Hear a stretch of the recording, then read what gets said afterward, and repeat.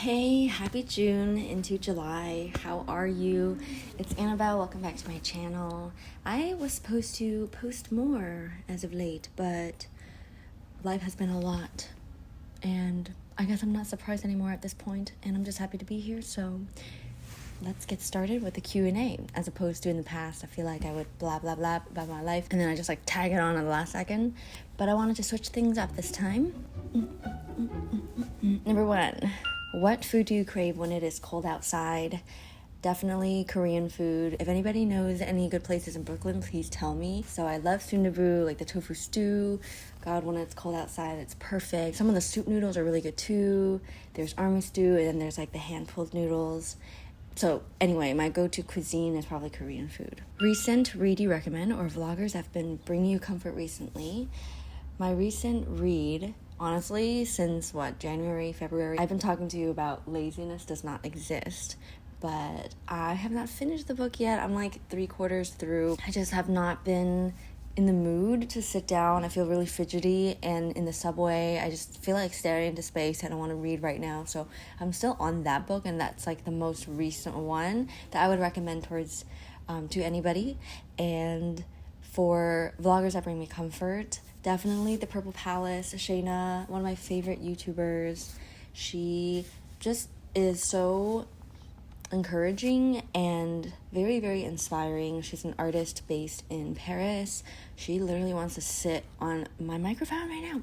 Prairie. What I love her vlogs for is to get me in the mood to be like so emotionally free, and I don't want to discount the struggles and the work that she's putting in to live her authentic life and like manifest everything, but like it is just the biggest gift to be able to experience some of her love and light through her content, and I can't wait to meet her someday. She's my go-to right now whenever I want to start doing creative activity at the beginning of the day, or I want to dress up and have fun with my makeup that day, or I just want to do something. It's really funny how I've come. It's not funny at all, actually. It's just a figure of speech. But I've come such a long way, and only like when you look back from where you are now with hindsight do I realize how much I've struggled with self-love and crippling anxiety, like so crippling that I was like very, very high functioning, and to kind of heal from it, to experience living without it even for like brief stints of time, and then to like start actually healing from that is incredibly life-changing and powerful. And anyway, I think one of the grounding things like through my journey is like sometimes I forget and I get really caught up in what people think of me or what I feel like people might think of me. It's like completely in my head and projections, honestly. I just like turn on The Purple Palace and I just watch this amazing woman thrive and share her pitfalls, share her struggles, and cry. And like I think we are very similar in the way that we like both film ourselves crying and like are so sensitive, and I just resonate with her soul a lot. So, and another vlogger that brings me a lot of comfort is Leah's Field Notes and Rhiannon Ashley Vlogs. Rhiannon, I've been watching her since I was 12 and now I'm 23. Any tips for someone interested in studying apparel design and textiles? Well, I feel like a really broad advice I would love to give any design student is to really embrace what inspires you, and whatever you want to make your collection about in school. Just like something I kind of regret or like I wish I had thought about is like looking back, what do I want my portfolio to look like, or like what do I want this fabric that I'm designing to be like once I leave this institution, once I'm out in the world and like trying to get commissions or like get freelance jobs and everything like that. Like I want this work to really show like and represent who I am, like what I'm about. But I feel like a lot of the inspiration that I would go to when the professors tell you to make mood boards and bring them in and everyone's like judging your ideas and stuff, I would err on like the more generic side, kind of do what is like easy or like can translate and can be basically like acceptable or even admirable by the professors. If it's not really something that you feel like you're connected to, then definitely try to try to have the courage to do something more abstract if it's something that inspires you. But for me, I really would change my ideas every time the teacher like didn't really get it and I got a really awkward or uncomfortable review during critique. And I would like try not to cry like after everybody leaves the classroom, and I would just change my whole idea at the last second. And I think that's just like one of my biggest advice that I could give for like apparel and design, because like at the end of the day, like you're walking away with like what you gain from the experience into your work. And I just really wish that I embodied like who I am more so. Like I feel like I did to an extent, especially towards the end, but yeah, that's one advice. And then my other advice is like to really look into the impact of the industry, because I feel like along with like following right after tech, the apparel industry is one of the most polluting and harmful on the earth, or like to impact people as well. So after I had learned that fact and studied it, it's like ironic because textiles, like the history courses that went along with being educated in the program, was what opened my eyes to realize that I actually lost my entire interest and lost faith in like wanting to go into corporate fashion design and just like big scale fashion design, which I like felt like was my dream ever since I was 15. Be clear and make your mind up about that. And there's like a whole new wave of sustainability design, and it would be amazing if designers can be part of that movement, of course. But I didn't really set out to want to be like a more scientist-based kind of like do sustainability research and all that kind of stuff. I wish that I knew earlier, because maybe I wouldn't have been as disillusioned and like felt like lost for a long time. What I kind of did with that information is like I just decided I didn't want to apply for the big companies that I was trying to intern for back then, like Anthropologie, Urban Inc. in general. I really watch my consumer behaviors. I try to produce in small batch for anything I do for my small business, and then I try to buy from small businesses so that like every object around me is really mindfully designed, and it's not like fast fashion, and it's not like even not fast fashion but like makeup, you know, anything can be like really really fast paced to the point where like people just want to consume it and dispose of it. So yeah, that's my encouragement and advice towards apparel and design aspiring students, to like just keep that in mind. And maybe if that's something that you want to like chase and apply your energy towards, to like bettering the industry, then like totally go for it. Who's older, you or your sister? Lilith is older. I think it's a very big shocker towards a lot of people, even like my family friends that like we don't talk to very often. Sometimes they forget that my sister is the older one.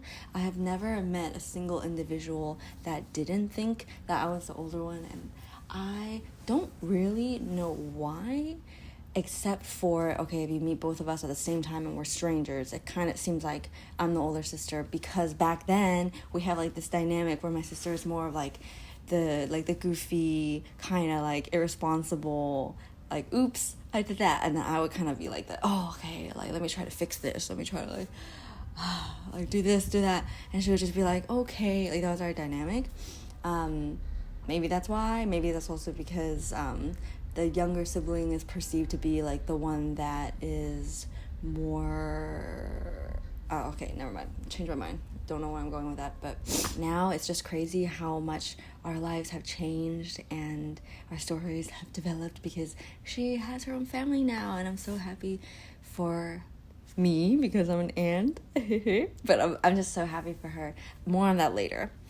Okay.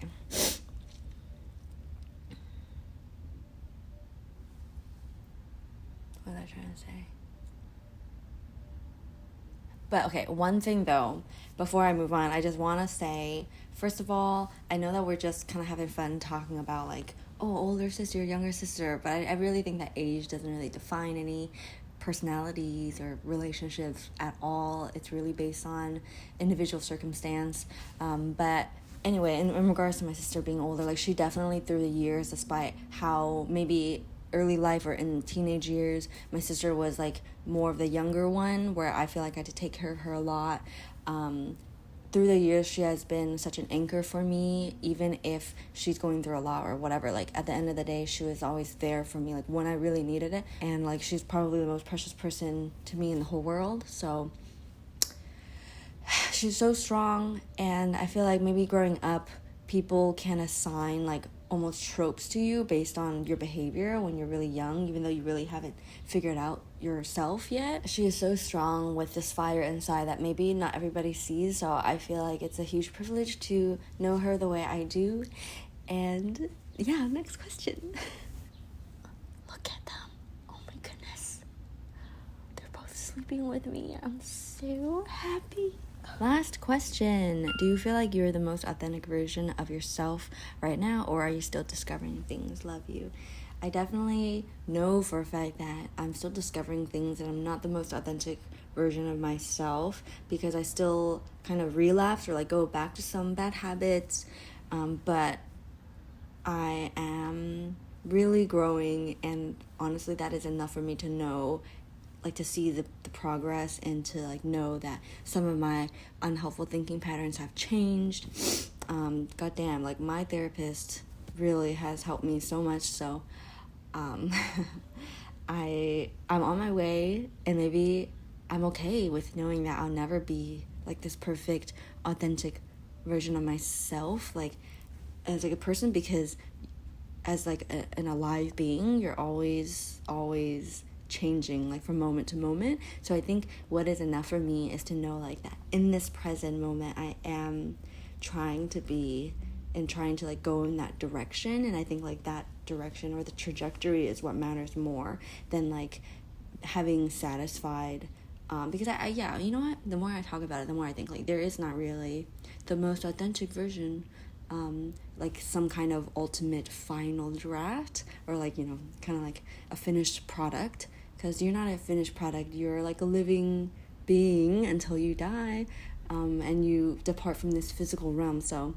from that point of view, I think sometimes I do achieve like my most authentic self. Like I feel like I'm like operating from my highest self, and then other times I don't, and I catch myself, but like at least I'm catching myself and becoming aware of that. And I think that's a really big step for me. So one of the biggest ways like I could feel myself not being authentic sometimes is like when it comes to thinking about friendships and making friends, and I'll get to that because I wanted to talk about like making friends and stuff later on in this video. So now that has finalized our Q&A, I wanted to get to some of my June notes of what has happened this month, okay? So I have been working on ceramics all month basically. You know, when I'm not making videos, which is a lot of the times these days, I've been doing hand building from home, and it has been such a fulfilling experience to have this time and the ability to do this for a living. So I had been just really enjoying myself. Then my nephew was born into this world. So at the end of the last vlog, you saw I was driving out of Massachusetts, and I was basically borrowing my sister's car because the plan was as soon as her water broke, I would have this getaway car, bags packed, and I would just like drive 4 hours, 4 minutes to the hospital. And that's exactly what happened, actually. She called me at 4:50 in the morning, and I just left. And William was here at the time. He was living with me, so I got a built-in babysitter for the furry kids. He's down here. I see his tail. And the birth went really smoothly. Obviously, I'm not one to talk, but I was there in the delivery room to witness everything, and I think it was so beautiful and moving, and again, like a privilege to witness this happen for my sister. And she wanted a natural birth. I showed up with like a book and other activities so I could sit there with her all night if she had a long labor, but no, I like showed up, and then within an hour, actually, because I had to drive a long time, you know. So that was really, really a huge victory, like just a huge thing I'm grateful for. And like don't care whatever shit happens, because like just the fact that baby Temu came into the world and is safe and sound. His name is Eldon and his middle name is Temujin, and we call him Mumu. Oh, here we go. Welcome.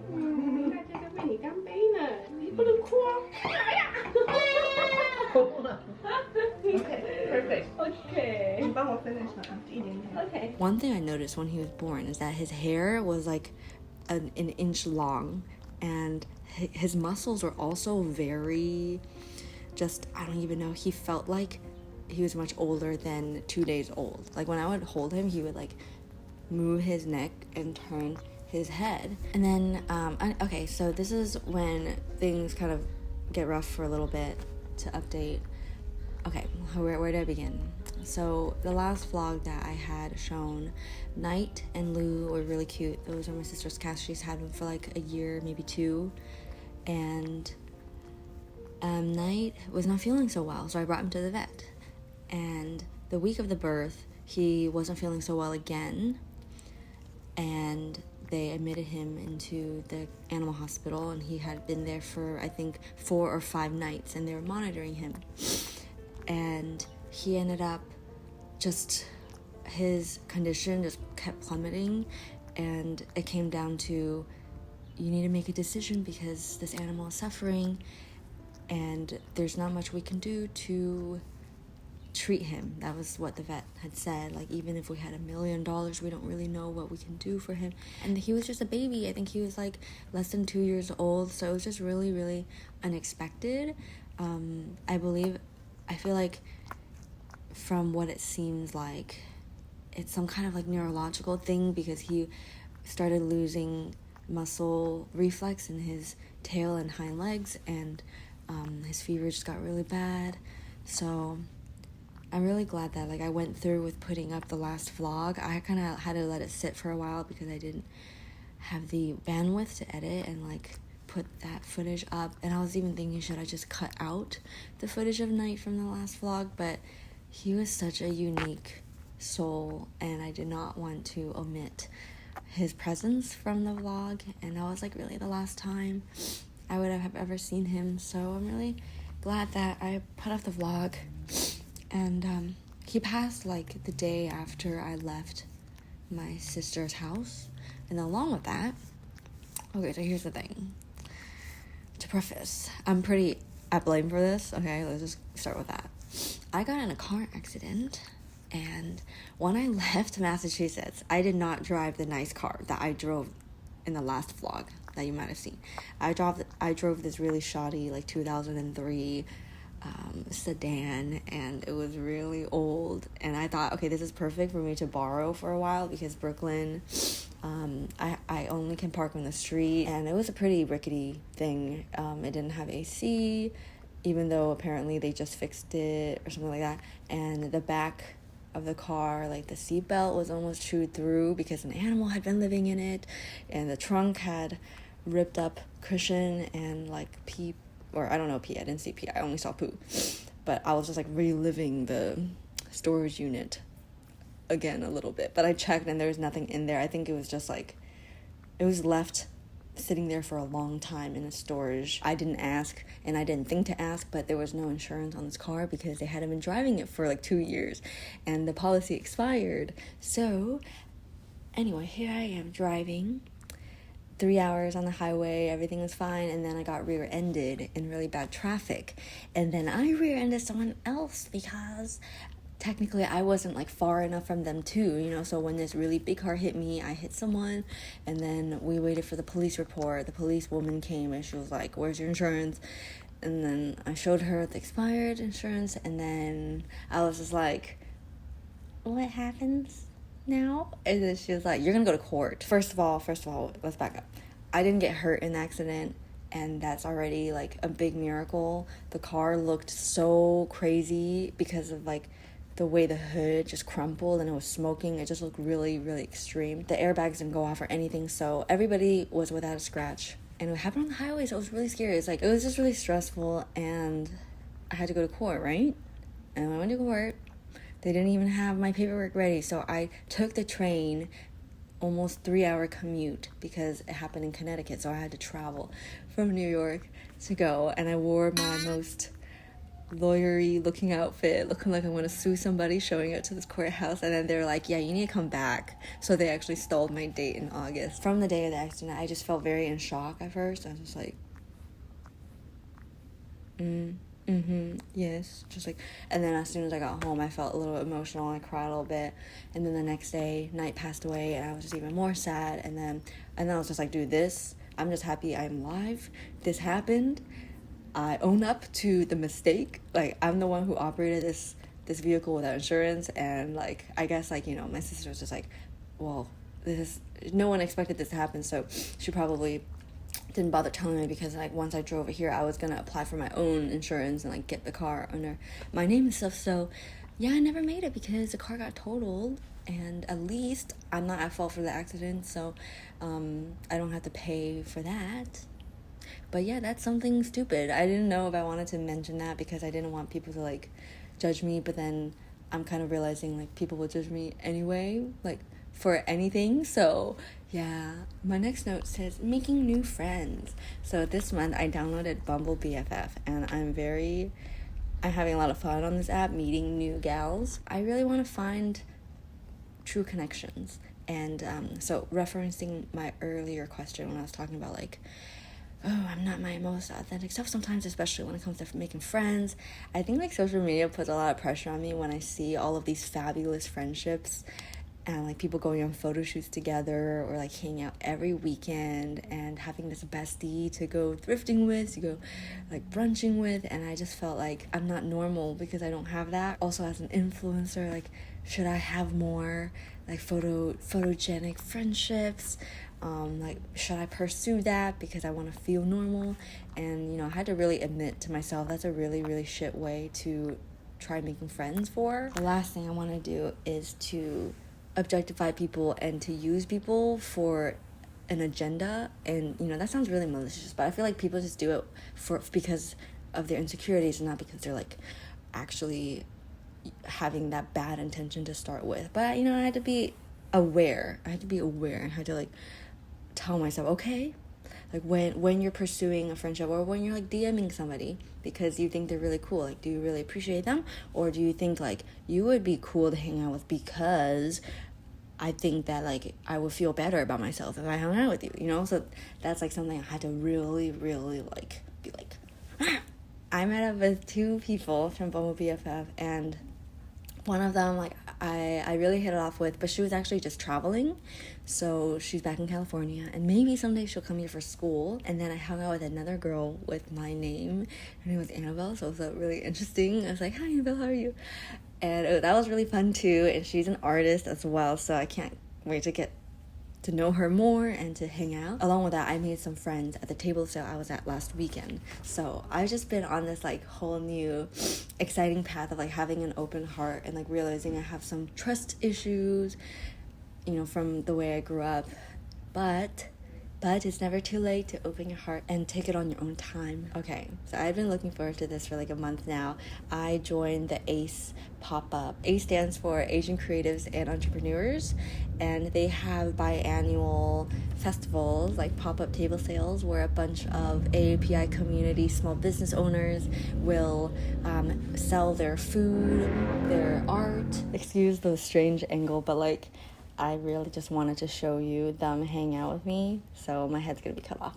But okay, so the table sale was everything that I hoped that it would be, because I met a lot of viewers, I made friends, and I got to share my work with the world. I didn't sell as many earrings as I thought I would, so I put a lot of time and energy into actually like jewelry making, because it normally is the best seller on my website. I didn't think that my ceramics would sell as well, because I had to price them pretty steep because they're all hand built, and it takes me like maybe 4 or 5 hours to make one piece sometimes, maybe more if I paint it. So they were like, most of them were 50 and more, like 50 and up, and I gather that like a lot of like laymen or like mass individual normal people don't want to purchase like a bowl that's like $60, $80, because you can go and get a bowl for like $4, at Target. But I know my bowls are not mass produced and selling in Target and Walmart. I know that. It's like it's art, it's me immortalized in this object that you can actually use in day-to-day. So I know that, and that's why I wanted to price it fairly, because I thought about buying a wheel to have at home, and you know, I could make it a lot more economical if I can pump out these bowls and then paint them, because I'm not hand building them. But then there's something about the quality of the wonky bowls that I love so much that I just feel like at the moment, like staying true to myself, I want to do that more than I want these smooth symmetrical pieces that can be made in a matter of minutes. The table sale was amazing. I also people brought me gifts, and okay, so one viewer, Bao, came with her sister Daisy. It was so nice meeting you guys in person. Bao gave me a vintage little Remy stuffed little figurine that she discovered at the bottom of her cereal box when she was a kid. And she's held on to it all this time and gave it to me. I got this amazing book. I visited MoMA PS1 with my friend Lisa for the very first time, and it was this exhibition. Nikki, you can see this vlog and what we did that day. And Anna came to the table sale and was like, I saw that you visited at the exhibition, and she was actually my great aunt, and I wanted to give you this book that's like an autobiography. And the book is named What Is Now Known Was Once Only Imagined. Such a powerful title. It's like a series of drawings compiled with poetry and some excerpts, like an autobiography.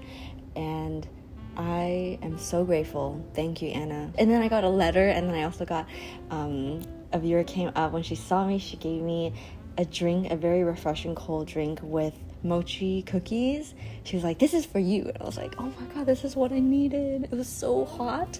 That's the other thing. I don't think I would want to do another outdoor table sale when it's 90 degrees. Well, no one knew. We didn't know beforehand that it was going to be like 88 degrees the entire weekend. But I had to sit out there for 6 hours, and Luke was with me. Bless him. At first he thought, oh, I don't know if you actually need me, but sure, I can come help. But actually, he helped me out a lot. My friend Linda was one who invited me, by the way, to this table sale. So I got to share my booth next to her, and it was really fun being there with friends, basically. And I got to meet a new friend, Amy, the artist of Milkbox. Last note I have here is recuperating and cleaning, because my apartment has been a crazy mess. When William was living here and I moved out of my art studio, everything was just everywhere all at once. And now that he's moved out, I'm gonna start cleaning, because tomorrow I have a little get together I'm throwing. After I do this video, I have to go and get groceries. I'm gonna make ratatouille. I'm going to order pizza probably, and we're gonna have fun watching the best movie of all time. So like, okay, despite everything that's happened this month and like the ups and downs, and although it feels like I'm this one tiny person and there's not a lot that I can do, I feel like there is more than nothing that I can do. And feeling hopeless really just makes me feel like I can't do anything, and I don't actually have the energy or bandwidth to do anything. So instead I told myself, like, through all the hardships in my life, I need to recuperate for a while, be gentle and kind with myself. And when like I have that energy and like I kept that spark and that fire safe, we can actually like do things, like apply action when your body can take it. Here I am. I told myself that like I would never put out my own light, because I deserve to take up space. Like I deserve to be happy, and you deserve that too. So I wanted to show up for you. I wanted to bring you a little bit of enjoyment and comfort. I blabbed a lot longer than I thought I would, as usual, so I'm gonna cut this short. I had some favorites that I wanted to talk about, like my makeup and clothes, but I'll do that in July, okay? We'll do a more kind of like stereotypical favorites video next month. Thank you so much for joining me. I love you, and I hope that you take care and stay safe. Goodbye.